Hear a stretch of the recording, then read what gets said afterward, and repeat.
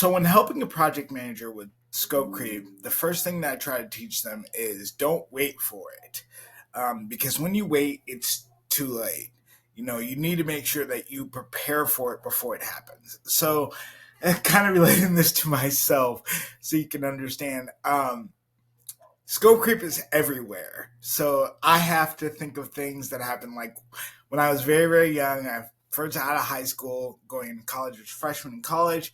I was super excited because me and my friends decided we're going to go to Rocky Point for spring break because I live very close to Mexico. So we're all thinking we're going to go to Rocky Point, but caveat, my first car was clunker like most everybody's car. I had a Mazda 626 92.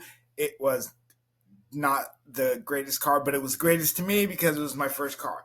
However, I knew my prospects going down to Rocky Point in Mazda 626 were probably not going to be the best. So I had planned on getting a brand new car. So I did, and thinking back on this, probably the worst thing that I could have done at the time is I went to the dealer. I went directly to the dealership thinking that I'm going to drive away in a new car because I had a good job.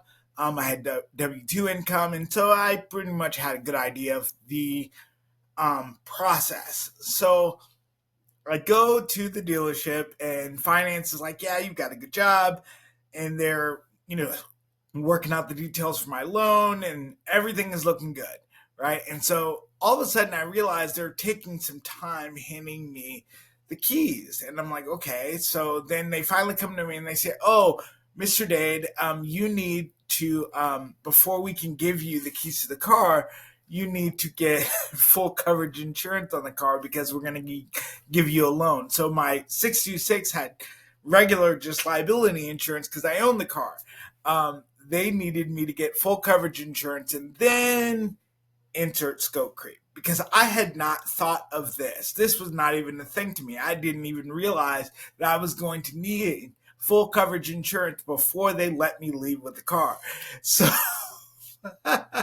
which I think now is hilarious to me. So what actually happened was during that, what I'm realizing now is insurance makers and policymakers, lawmakers had decided you can't leave you can't have a loan on a car without full coverage insurance. They had made decisions about my decision before I was even there or before I knew anything about my decision, which is why I find this so funny. So I bought my car at auction, and I did have to put full coverage insurance on it, but another caveat, I ended up having to have the dreaded dad. So I didn't realize phone call. And so my dad paid for my full coverage insurance, and I had to pay him every cent back because I was an adult, and he wanted to teach me a lesson, a very valuable lesson.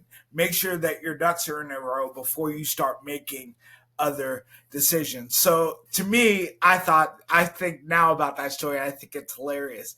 But scope creep, obviously, that's the thing that's taught me is it's not a new concept and it's everywhere. It's not just dealing with project managers, it's in every aspect of our life. We have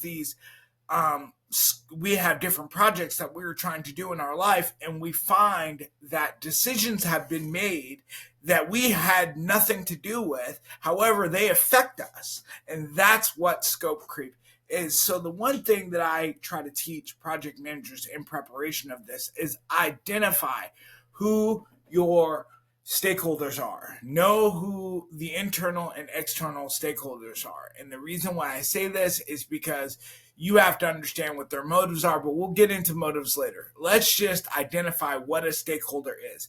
So a stakeholder is somebody that basically wants a return on their investment. Okay, now this is where things get confused. People a lot of times think an investment has to be monetary.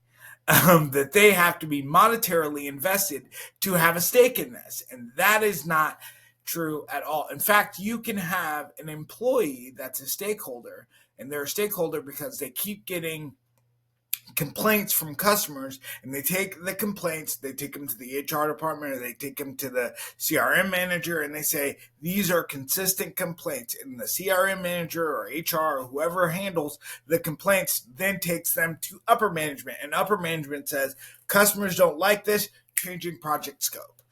It's really that quick. So you have to be very clear of who your stakeholders are. So I am going to elaborate a lot more on this, and I'll put it in post. If this post was helpful to you at all, just drop some comments below. Have a nice day, guys. See you next time.